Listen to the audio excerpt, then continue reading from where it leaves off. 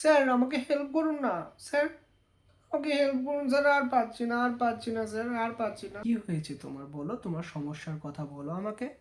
Sir জানেন আমার জীবনে প্রচুর সমস্যা, আপনার কাছে এই সমস্যার সমাধান করতে এসেছি স্যার, প্লিজ হেল্প করুন না প্লিজ। হ্যাঁ বাবু, বলো। স্যার জানেন আমার মনটা প্রচুর চঞ্চল হয়ে থাকে, সব সময় চঞ্চল হয়ে থাকে স্যার। আর মাথাতে সব সময় চিন্তা, সব সময় চিন্তা, কোনো সময় বাদ নেই।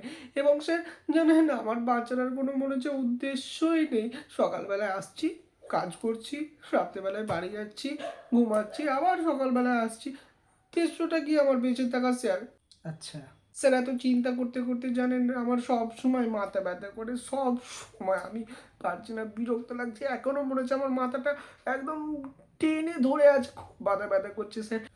আর স্যার মেজাজটা সব সময় খিটখিটে হয়েছে, মনে হচ্ছে কেউ কিছু বললে আমার বিরক্ত ধরে যাচ্ছে, আমার কারোর সাথে কথা বলতে ইচ্ছে করছে না স্যার। এবং আমার শরীরে একটু এনার্জি নেই কাজ করার, আমি মনে হচ্ছে কতক্ষণ বাড়ি যাব, ঘুমাবো, আবার এনার্জিতে কাজ করতে পারছি না স্যার।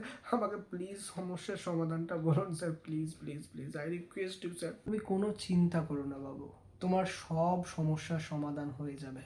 তুমি যখন আমার কাছে এসেছো, আমি তোমার সব সমস্যার সমাধান করে দেবো।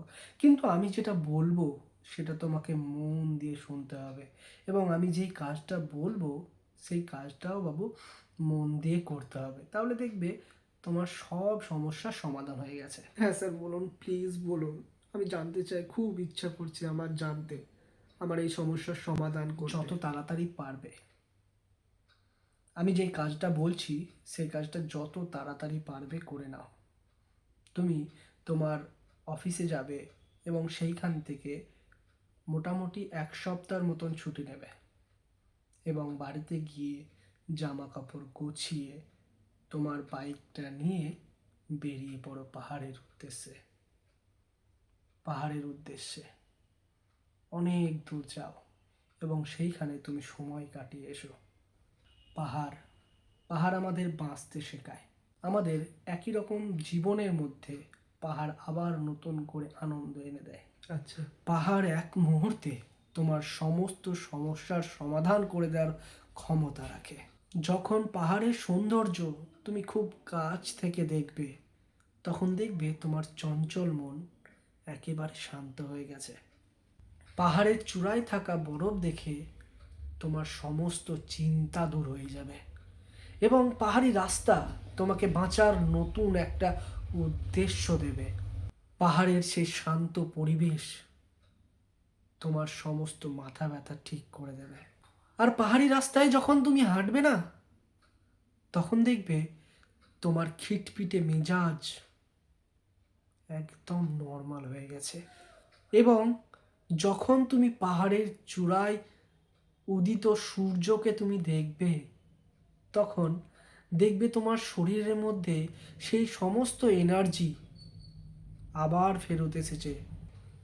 পাহাড় সব পারে, একবারটির জন্য যাও, সেখান থেকে ঘুরে এসো, সেখানে গিয়ে আবার নতুন করে নিজেকে ফেরত নিয়ে এসো।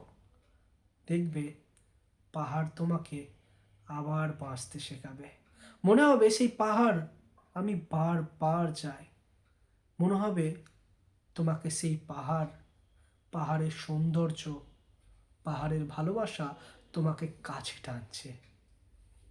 যাও, পাহাড় ঘুরে এসো। ধন্যবাদ স্যার, আমি যত তাড়াতাড়ি পারবো যাব, আমি যত তাড়াতাড়ি পারবো যাব, আমি যাবই স্যার।